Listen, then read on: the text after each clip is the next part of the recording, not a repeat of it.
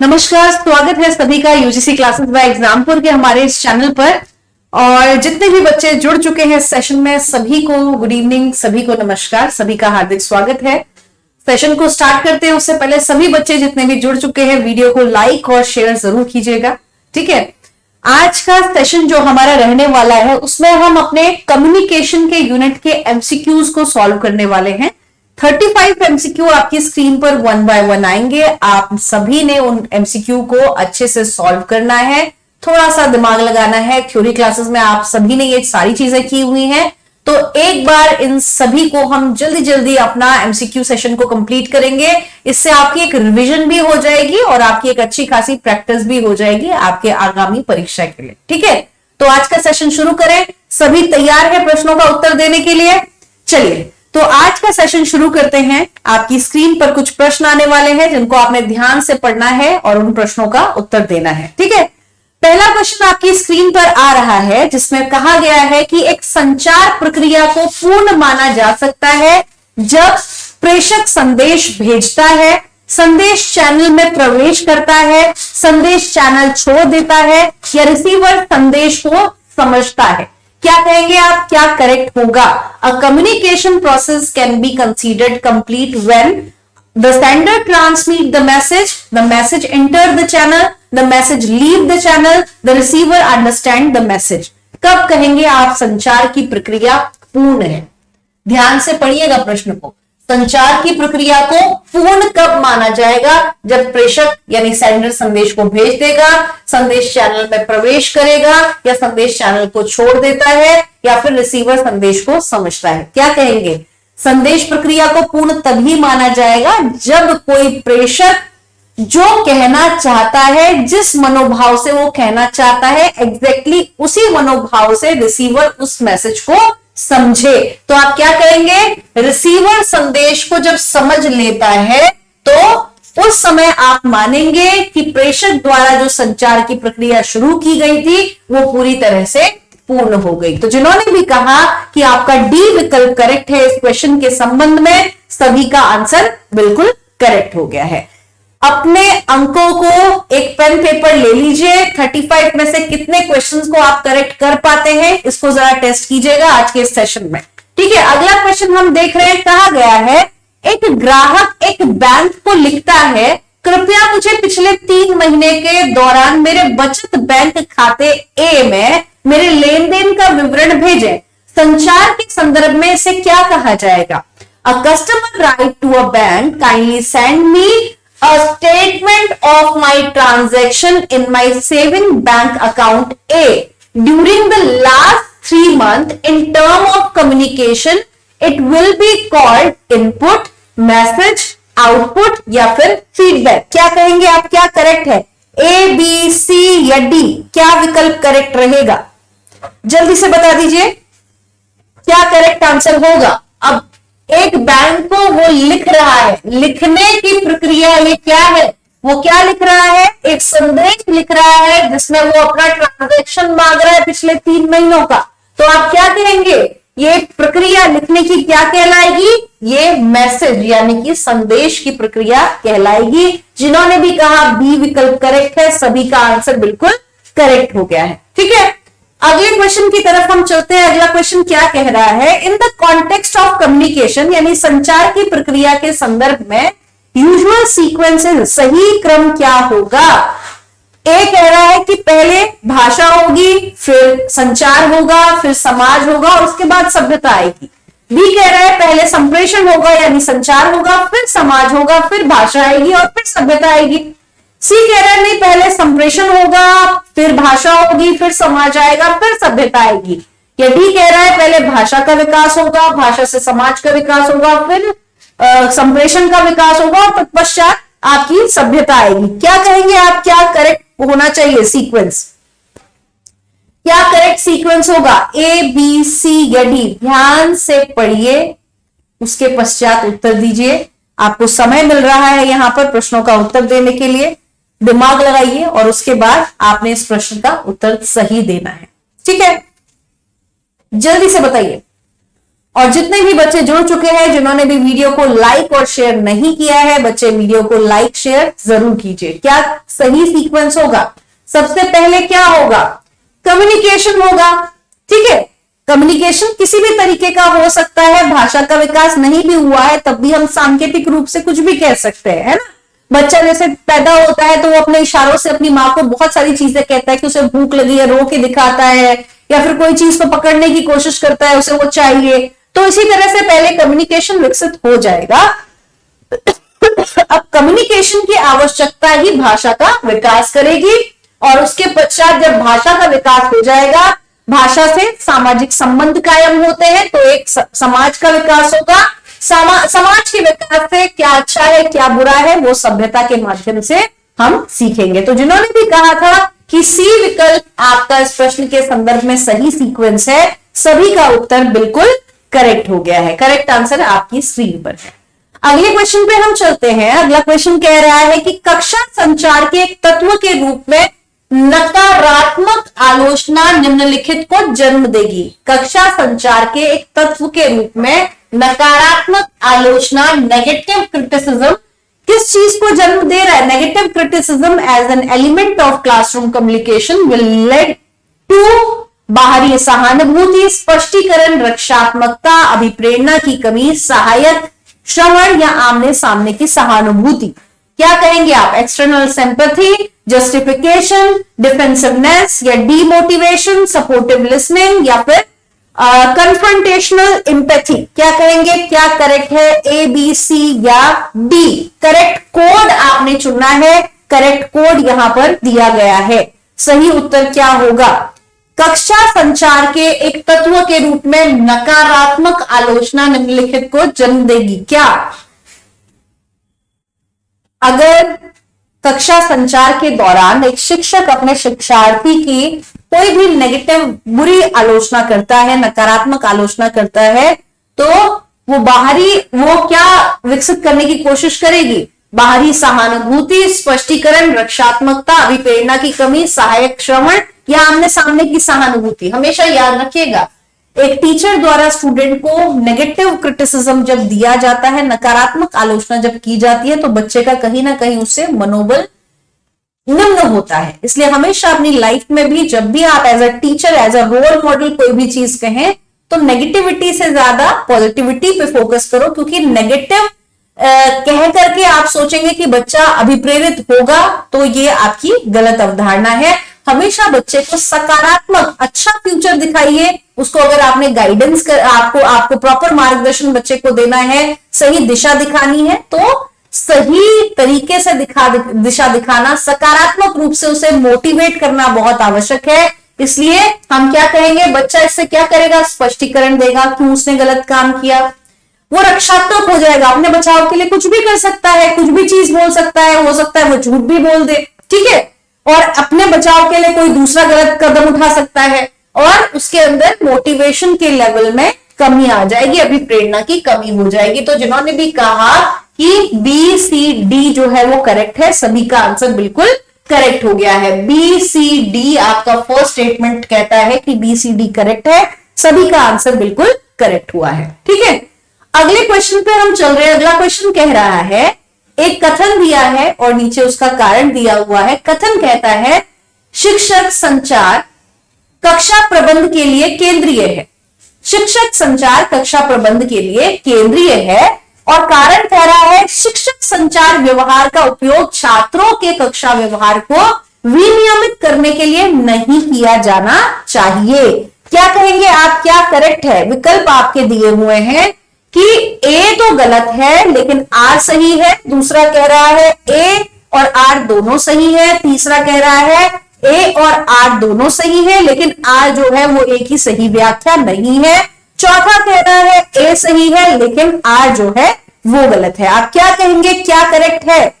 ध्यान से पढ़िए। शिक्षक संचार कक्षा प्रबंधन के लिए केंद्रीय है, यानी क्लासरूम मैनेजमेंट के लिए, बच्चों को ठीक से अनुशासित तरीके से रखने के लिए, वो जो टीचर पढ़ा रहा है उस पर ध्यान केंद्रित कर सके, उसके लिए टीचर के कम्युनिकेशन का बहुत महत्वपूर्ण भूमिका है।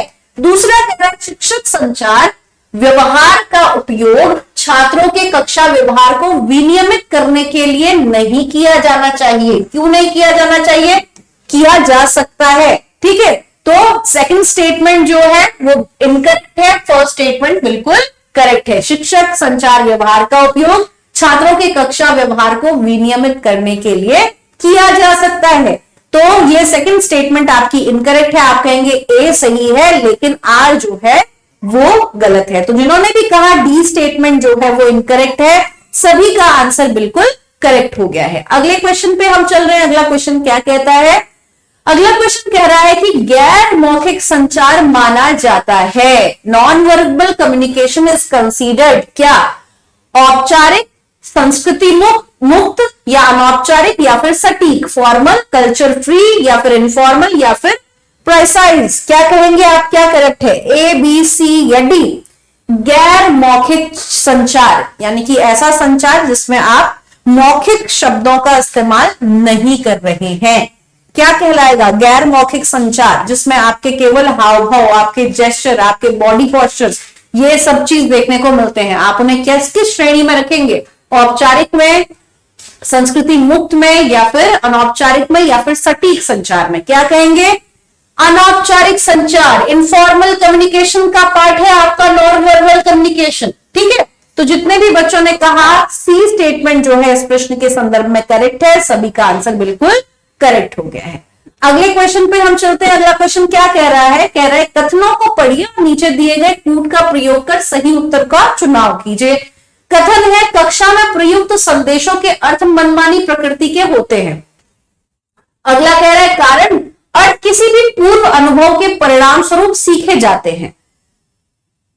स्टेटमेंट हिंदी में भी इंग्लिश में भी दोनों में पढ़िएगा। Meaning of message used in a classroom are arbitrary in nature. Reason R कह रहा है meanings are learned as a result of one's prior experience. पहला विकल्प है both A and R true, यानी ए और आर जो है वो दोनों सही है। और दूसरा विकल्प आपका कह रहा है, और साथ में ही कह रहा है पहला विकल्प कि आर जो है वो एक ही सही व्याख्या है।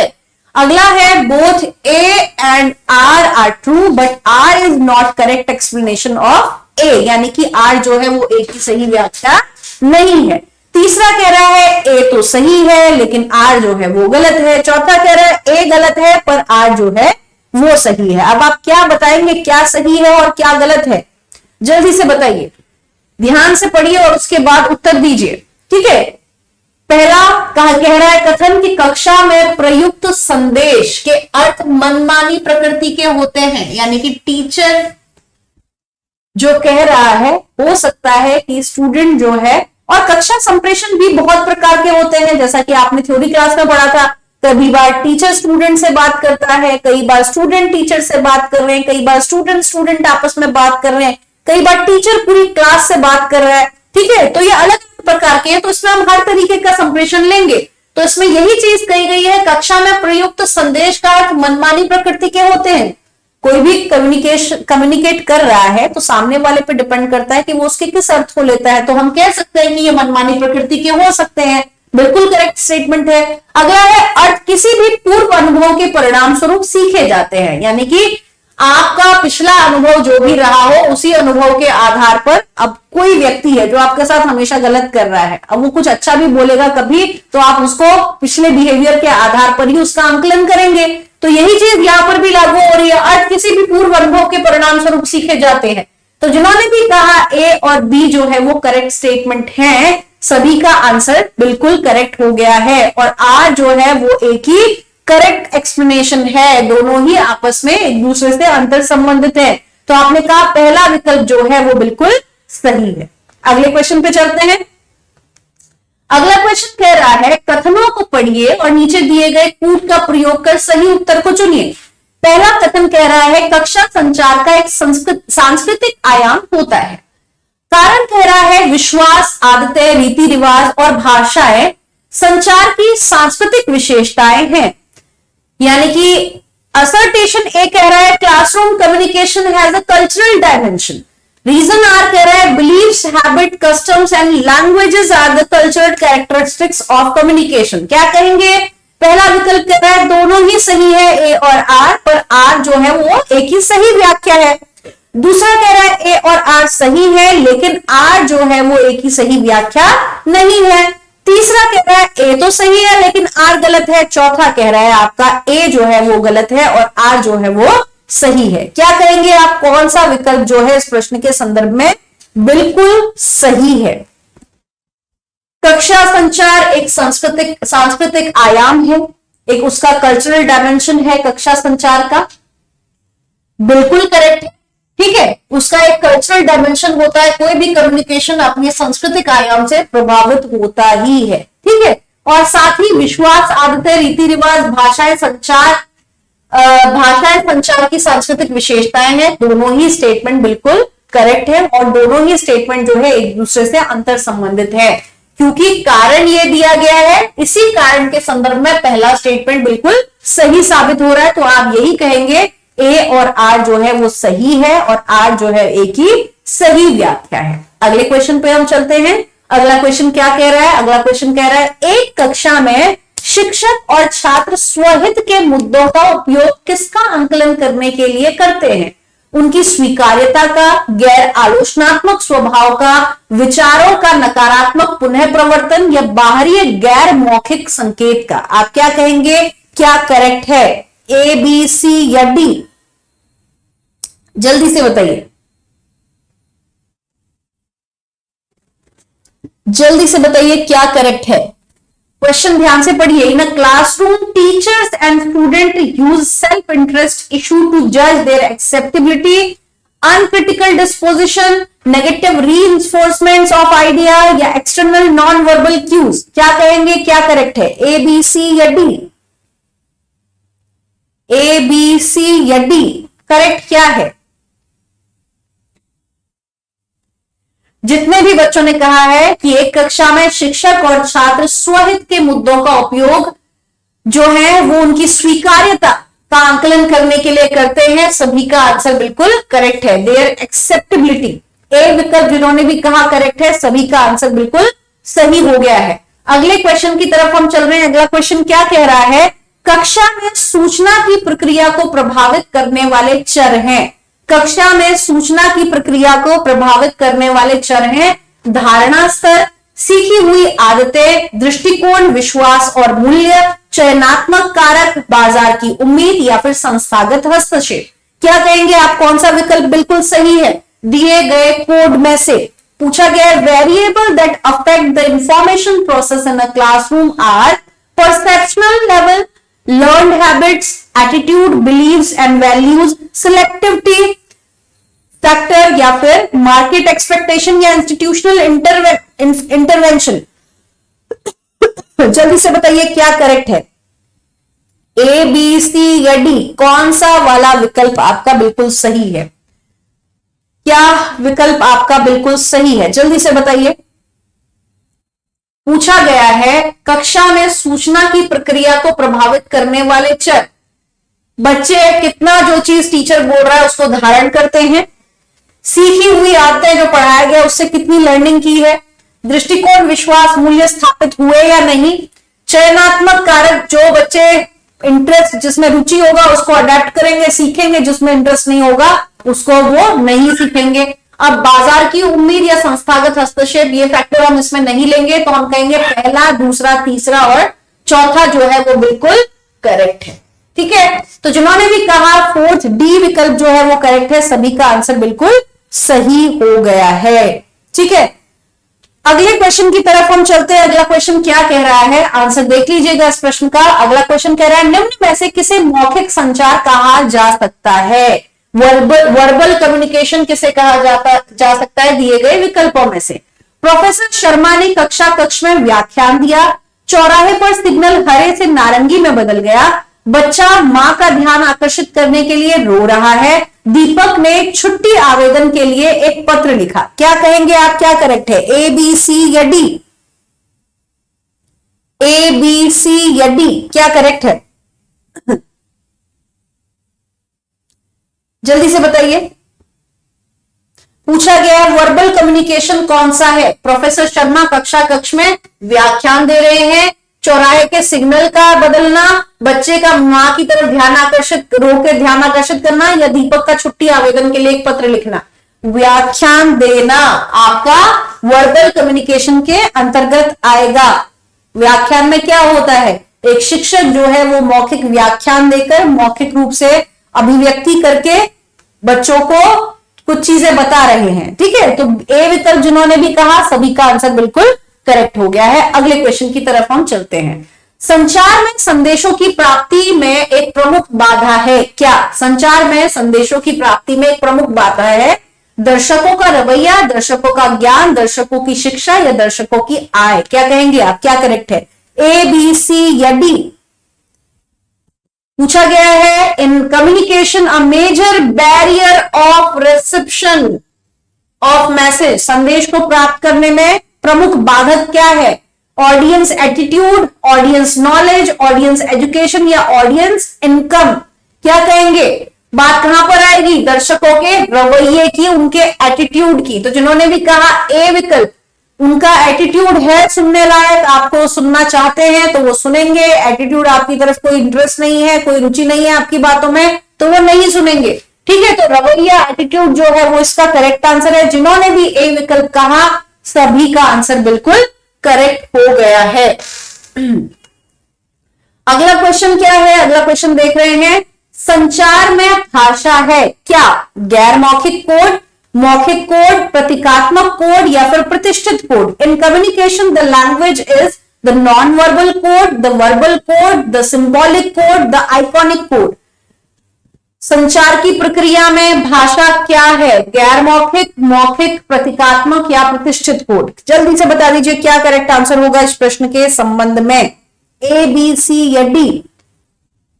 संचार की प्रक्रिया में भाषा क्या है?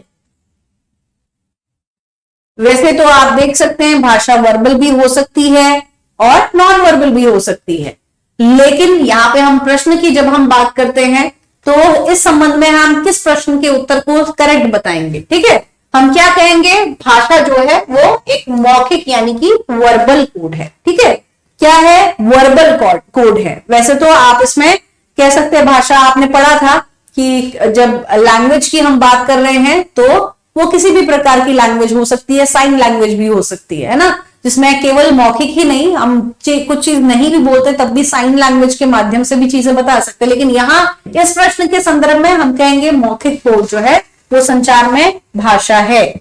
अगले क्वेश्चन की तरफ हम चलते हैं, करेक्ट आंसर देख लीजिए। अगला क्वेश्चन क्या कह रहा है, निम्न में से सही अनुक्रम की पहचान करनी है। जो दिया गया है नीचे विकल्प, उनको सही क्रम क्या होगा इसकी पहचान करके आपने उत्तर देना है। पहला विकल्प कह रहा है पहले सोर्स होगा, फिर चैनल आएगा, फिर मैसेज आएगा, फिर रिसीवर आएगा। दूसरा कह रहा है पहले सोर्स होगा, फिर रिसीवर होगा, फिर चैनल होगा, फिर मैसेज आएगा।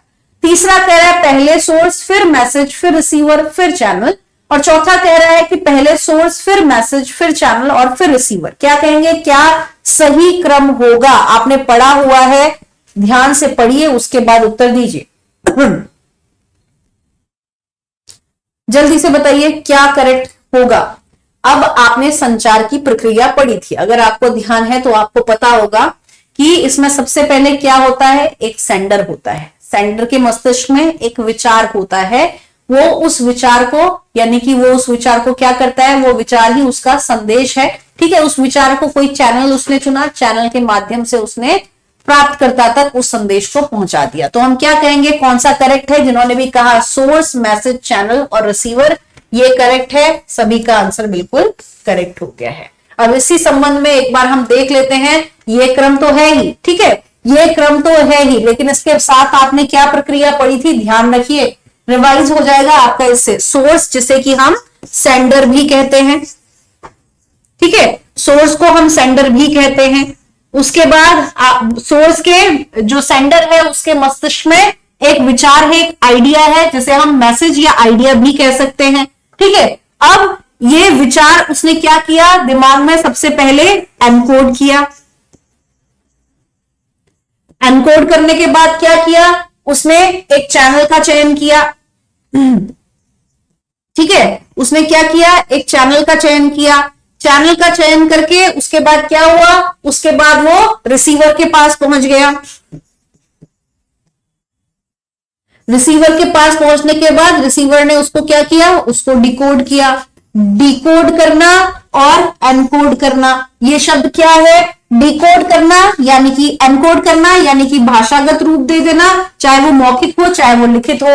एनकोड करना, इसमें आप शब्द का इस्तेमाल करेंगे समझना या फिर व्याख्या करना। ये आपकी प्रक्रिया हो गई। और कम्युनिकेशन की प्रक्रिया पूर्ण कब मानी जाएगी, जब प्रॉपर फीडबैक मिलेगा। ठीक है, प्रॉपर फीडबैक मिलेगा तो कम्युनिकेशन की प्रक्रिया को पूर्ण माना जाएगा। तो ये आपने दिमाग में रखे रखना है, क्योंकि इस तरीके के और भी क्वेश्चन अगर आते हैं तो आपको आसानी होगी हल करने में। डी विकल्प जिन्होंने भी कहा था करेक्ट आंसर है। अगले क्वेश्चन की तरफ हम चल रहे हैं। अगला क्वेश्चन क्या कहता है, अगला क्वेश्चन कह रहा है अभिकथन ए, मास मीडिया समाज में हिंसा की संस्कृति को बढ़ावा देता है। मास मीडिया समाज में हिंसा की संस्कृति को बढ़ावा देता है। कारण आर कह रहे हैं क्योंकि हिंसा बाजार में बिकती है, क्योंकि लोग का स्वयं का चरित्र जो है वो हिंसक है। Mass media promote a culture of violence in the society, और because violence sells in the market as people themselves are violent in the character. क्या कहेंगे, both A and R are true, दोनों ही सही है, और आर जो है वो एक ही सही व्याख्या है। या आप कहेंगे कि both A and R are true but R is not the correct explanation of A, या फिर कहेंगे ए सही है आर गलत है, या कहेंगे ए और आर दोनों ही गलत है। क्या कहेंगे आप, क्या सही है, जल्दी से बताइए। क्या कहा गया, मास मीडिया समाज में हिंसा की संस्कृति को बढ़ावा देती है। करेक्ट स्टेटमेंट है। मास मीडिया कई बार कुछ ऐसे सीरियल या कोई भी ऐसी सूचना आपको मास मीडिया के माध्यम से मिलती है जिससे अगर आपको नहीं भी पता होगी कुछ हिंसक चीजें तो वो हिंसा फैलाने का काम कर देगी।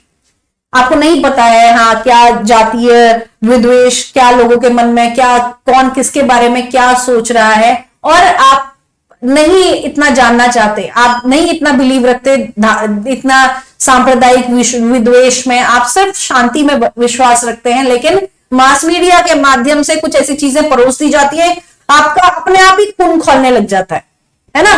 तो जिस तरह से नेगेटिव अच्छी चीज होता है हम उतने उतावले नहीं हो पाते, नेगेटिव चीजों में ज्यादा उतावले हो जाते हैं।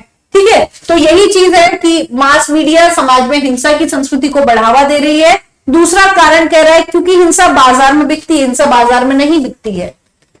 ठीक है, लोग शांति चाहते हैं ना कि हिंसा चाहते हैं, तो हिंसा बाजार में नहीं बिकती है क्योंकि लोगों का स्वयं का चरित्र हिंसक है। ये स्टेटमेंट इनकरेक्ट है, गलत है। लोगों का चरित्र स्वयं में हिंसक नहीं है, हर कोई इंसान शांति ही चाहता है। ठीक है, तो ए स्टेटमेंट करेक्ट है, बी जो है वो करेक्ट नहीं है। आप कहेंगे सी विकल्प जो है वो इस संदर्भ में बिल्कुल सही है। अगले क्वेश्चन पे चले, करेक्ट स्टेटमेंट आप देख सकते हैं स्क्रीन पर। अगले क्वेश्चन पे हम चल रहे हैं। अगला क्वेश्चन कह रहा है वीडियो कॉन्फ्रेंसिंग को निम्न प्रकार के संचारों में से एक के रूप में वर्गीकृत किया जा सकता है। किसके रूप में, visual one way, audio visual one way, या फिर ऑडियो विजुअल टू वे, या फिर विजुअल टू वे। कहा गया video conferencing can be classified as one of the following type of communication. Video conferencing किसमें आएगी, केवल दृश्य एक मार्गी संप्रेषण, या फिर श्रव्य और दृश्य एक मार्गी संप्रेषण, या फिर श्रव्य दृश्य द्विमार्गी संप्रेषण, या फिर विजुअल टू वे केवल दृश्य द्विमार्गी संप्रेषण के अंतर्गत। क्या कहेंगे आप, क्या करेक्ट है, वीडियो कॉन्फ्रेंसिंग क्या होता है, एक डिवाइस से दूसरे डिवाइस में आप बातचीत कर रहे हैं, आपकी शक्ल भी दिखाई दे रही है, ठीक है, आपका आवाज भी आ रहा है, दोनों चीजें हो रही हैं। और कैसे हो रहा है, आप भी यहाँ पे मैसेज ट्रांसमिट करते हैं, सामने वाले जो है वो फीडबैक भी देते हैं। तो क्या है, ये टू वे कम्युनिकेशन है और साथ ही ऑडियो विजुअल भी है। तो आप कहेंगे audio visual two way communication. ठीक है, तो इस प्रश्न के संबंध में जिन्होंने भी कहा है सी विकल्प करेक्ट है, सभी का आंसर बिल्कुल करेक्ट हो गया है। अगले क्वेश्चन पे चलते हैं। अगला क्वेश्चन कह रहा है स्वयं के साथ संचार को किसके रूप में जाना जाएगा। अपने आप से जब आप बात करते हैं तो communication with oneself is known as संगठनात्मक संचार, अंगूर संचार, या फिर पारस्परिक संचार, या फिर अंतःव्यक्तिक संचार। क्या कहेंगे, organisational communication, grapevine communication, interpersonal communication या फिर इंट्रापर्सनल कम्युनिकेशन? क्या सही उत्तर होगा? ए, बी, सी या डी? जल्दी से बताइए क्या करेक्ट होगा, ए, बी, सी या D? Communication with oneself is known as, किसके रूप में जाना जाएगा जब आप खुद से बात कर रहे हैं? क्या है वो? अंतः व्यक्तिक संचार, अपने मन में चलने वाले अंतर्द्वंद, जो भी आप अपने मन में बात करने से पहले जो भी विचार करते हैं वो सारा अंतः व्यक्तिक संचार का स्वरूप है। ठीक है, तो डी विकल्प इंट्रापर्सनल जिन्होंने भी कहा था, सभी का आंसर बिल्कुल करेक्ट हो गया है। अगले क्वेश्चन की तरफ हम चल रहे हैं। अगला क्वेश्चन क्या है? अगला क्वेश्चन कह रहा है कक्षा संचार में अलंकारिक दृष्टिकोण शिक्षकों को छात्रों के रिक्त स्थान की पूर्ति आपने करनी है, एजेंट के रूप में मानता है। कैसे एजेंट के रूप में? प्रभावित करने वाला या फिर अकादमिक या फिर आधिकारिक या फिर गैर आधिकारिक? क्या कहेंगे, क्या करेक्ट आंसर होगा? ए, बी, सी या डी? करेक्ट आंसर आपने बताना है। कक्षा संचार में अलंकारिक दृष्टिकोण शिक्षकों को छात्रों के एजेंट के रूप में मानता है। कैसा एजेंट? शिक्षकों को, शिक्षक जो है वहां पर छात्रों को प्रभावित करने वाले एजेंट है, या फिर अकादमिक एजेंट है, या फिर अधिकारी एजेंट है, या फिर गैर अधिकारी एजेंट है? करेक्ट क्या होगा? शिक्षक छात्रों को क्या करते हैं? इन्फ्लुएंस करते हैं, प्रभावित करने का काम करते हैं। तो जिन्होंने भी कहा ए विकल्प करेक्ट है, इन्फ्लुएंसिंग, सभी का आंसर बिल्कुल करेक्ट हो गया है। ठीक है, अगले क्वेश्चन की तरफ हम चल रहे हैं। अगला क्वेश्चन क्या कह रहा है? उपदेशात्मक संचार क्या है? अंतर्व्यक्तिक, अंतर्व्यक्तिक, संगठनात्मक या संबंधपरक? Didactic communication is intrapersonal communication, या फिर इंटरपर्सनल, या फिर ऑर्गेनाइजेशनल, या फिर रिलेशनल? क्या कहेंगे? ए, बी, सी या डी? उपदेशनात्मक संचार, आप किसी को उपदेश देते हैं। ठीक है, आप अपने आप को उपदेश नहीं देते, आप किसी सामने वाले को उपदेश देते हैं, और वो काम हमें बहुत आसान लगता है। ठीक है, होता है ना अक्सर कि अपने चाहे जीवन में हम कुछ भी करते रहें, लेकिन जब किसी को सामने कुछ गलत करते हुए देख लेंगे, हमसे छोटा होगा तो जरूर उसकी शामत है फिर तो, है ना? उम्र में छोटा हो या पद में छोटा हो, अपना चाहे कुछ भी कर ले, किसी भी संस्था में आप कार्यरत हो या फिर परिवार में आप कुछ भी काम कर रहे हैं, कुछ भी रिश्ते, आप बड़े हैं रिश्ते में, बस उसके बाद तो छोटे की शामत है ना? तो आप हमेशा देखेंगे, आप भी वर्किंग अगर हैं, या फिर जो बच्चे अभी फ्यूचर में कभी आप इसी प्रोफेशन में आने वाले हैं टीचिंग के, तो वहां पे आप देखेंगे आपके ऊपर कई इंचार्ज की सत्ता होगी, एक के ऊपर एक इंचार्ज, एक के ऊपर एक इंचार्ज। डिपार्टमेंट में जाओगे वहां पे एचओडी होगा, उसके ऊपर एक इंचार्ज। ठीक है, ये क्या करेंगे? सब अपने आप की कमियां छुपाएंगे और बाकियों पर डंडा कसने का काम करेंगे। तो यही चीज है। उपदेशात्मक संचार क्या है? ये दूसरे को ही दिया जाता है, तो आप क्या कहेंगे? ये क्या है? अंतर्व्यक्तिक संचार है, इंटरपर्सनल है। ठीक है, दूसरे को आप इसको देते हैं। अगले क्वेश्चन पे आप चलेंगे, बी विकल्प जो है करेक्ट आंसर है। अगला क्वेश्चन क्या कहता है? एक प्रभावी कक्ष वातावरण का सार है। Essence of an effective classroom environment is शिक्षण सहायक सामग्री का एक किस्म, जीवंत छात्र शिक्षक बातचीत, पिन ड्रॉप साइलेंस या सख्त अनुशासन? क्या कहेंगे, क्या करेक्ट होगा?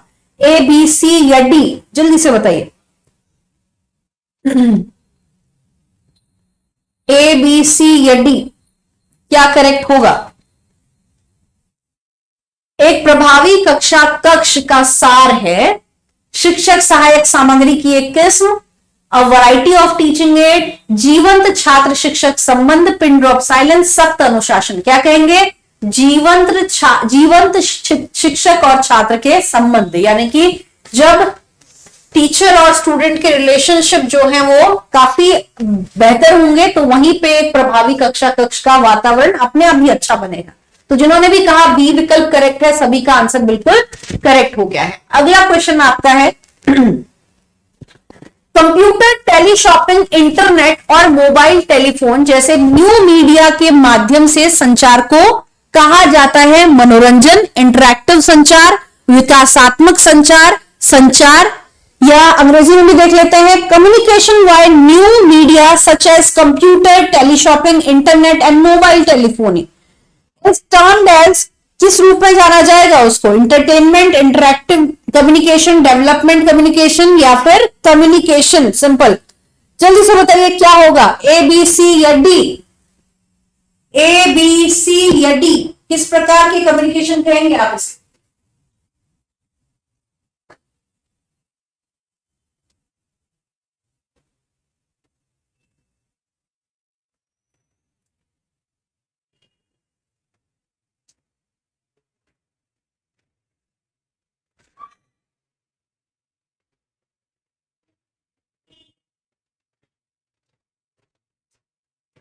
जितने भी बच्चों ने कहा है ये इंटरैक्टिव कम्युनिकेशन है या इंटरैक्टिव संचार है, अंतःक्रियात्मक संचार है, सभी का आंसर बिल्कुल करेक्ट हो गया है। कंप्यूटर, टेलीशॉपिंग, इंटरनेट और मोबाइल टेलीफोन जैसे न्यू मीडिया के माध्यम से जो संचार होगा उसे पूरी तरह से इंटरैक्टिव कम्युनिकेशन कहेंगे। ठीक है, तो बी विकल्प आपका बिल्कुल करेक्ट है इस प्रश्न के संबंध में। अगले क्वेश्चन पे हम चलते हैं। अगला क्वेश्चन क्या कह रहा है?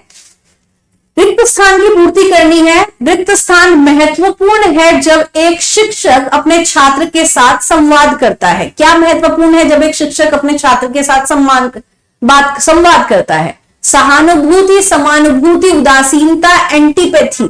क्या कहेंगे आप, क्या करेक्ट है? ए बी सी या D? Dash is important when a teacher communicate with his her student. Sympathy, empathy, apathy या फिर एंटीपैथी? क्या करेक्ट होगा, ए बी सी या डी? जल्दी से बताइए। जरूरी क्या है? सहानुभूति नहीं चाहिए, क्या चाहिए? समानुभूति। इंपैथी शब्द जो है इसको समझना बहुत जरूरी है, ज्यादातर स्थान में यूज होता है।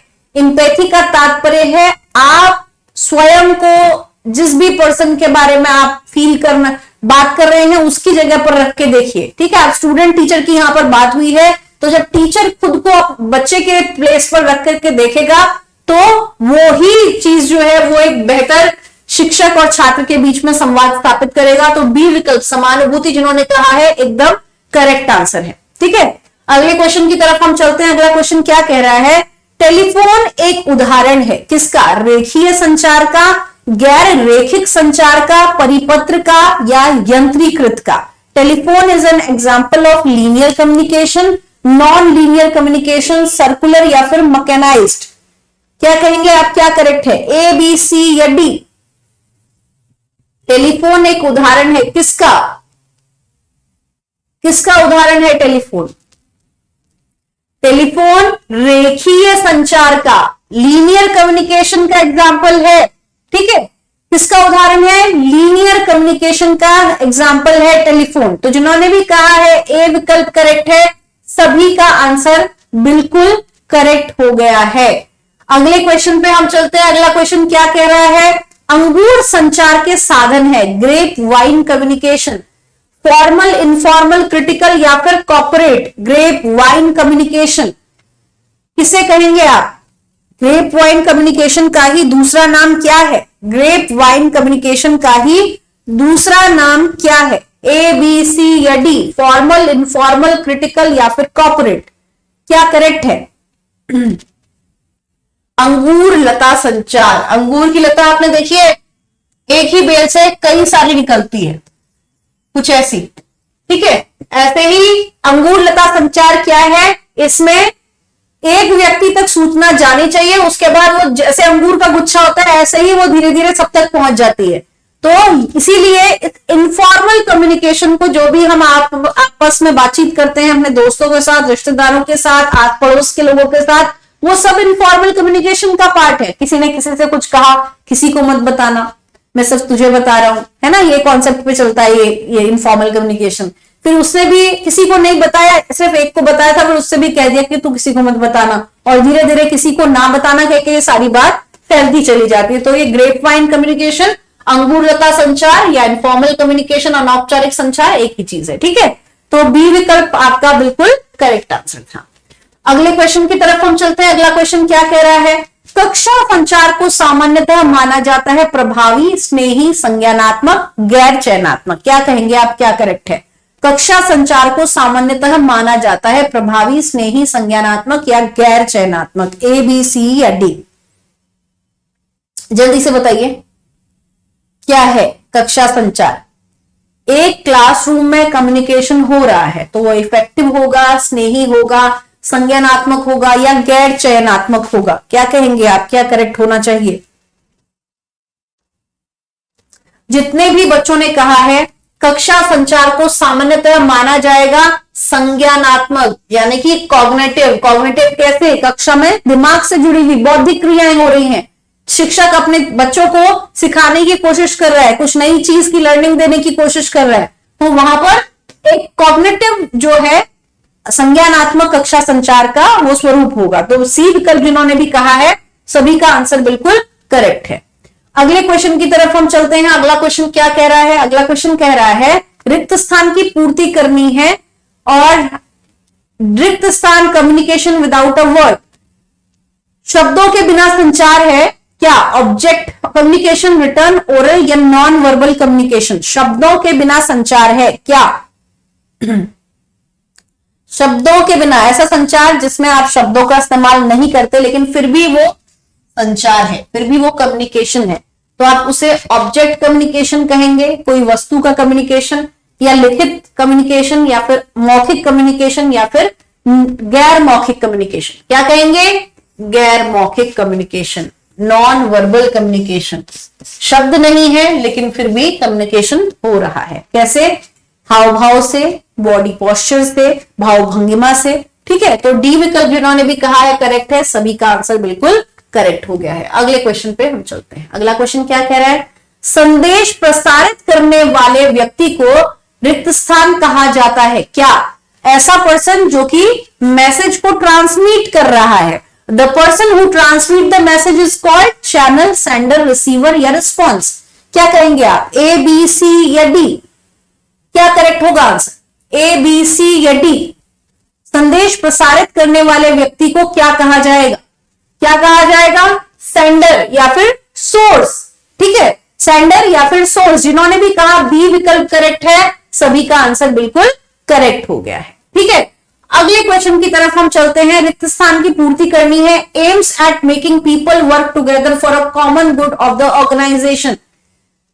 इसका उद्देश्य यह है कि सभी लोग साथ में एक उद्देश्य को लेकर काम कर सके। एक संस्थान के अंदर किसका एक ऐसा उद्देश्य है कि सभी लोग किसी एक सामान्य उद्देश्य को लेकर एक साथ मिलजुल करके काम कर सके? Communication, conversation, combination, connection. क्या कहेंगे? क्या करेक्ट आंसर है? ए, बी, सी या डी? ये पूछा गया है। रिक्त स्थान भरना है। Aims at making people work together for common good of the organisation. किसी संस्था के सामान्य हित में जब लोग एक साथ काम करते हैं, ये किसका उद्देश्य है?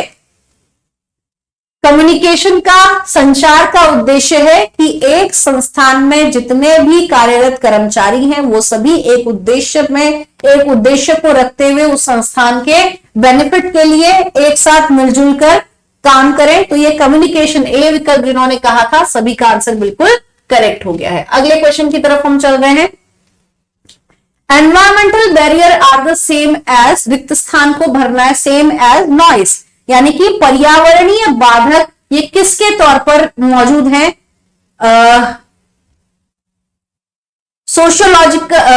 सोशियोलॉजिकल, साइकोलॉजिकल, फिजिकल या फिर सोशियोलॉजिकल?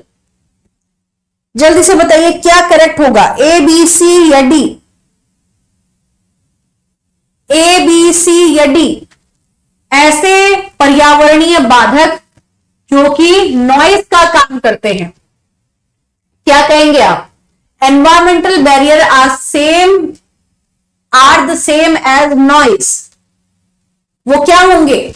फिजिकल, वो सभी क्या होंगे जो आसपास में पर्यावरण में मौजूद रहते हैं, वो भौतिक शोर के तौर पर काम करेंगे। ठीक है, तो ये आपका जो सी विकल्प था ये संदर्भ में बिल्कुल करेक्ट है। अगले क्वेश्चन पे हम चल रहे हैं। अगला क्वेश्चन क्या कह रहा है? रिक्त स्थान की पूर्ति करनी है।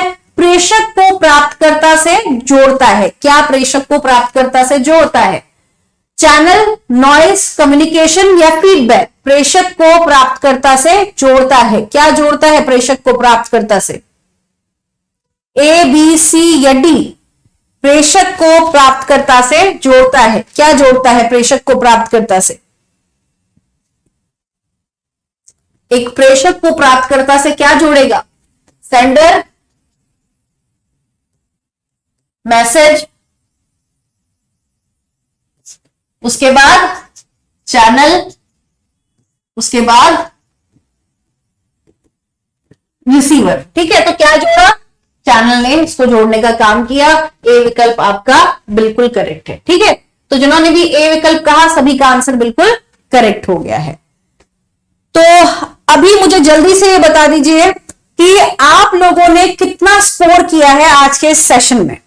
30 क्वेश्चन आज हम करते हैं और मुझे जल्दी से ये बता दीजिए कि कितना स्कोर आप लोगों ने किया है। सभी बच्चों के उम्मीद है सभी के सभी उत्तर जो है वो करेक्ट रहे होंगे।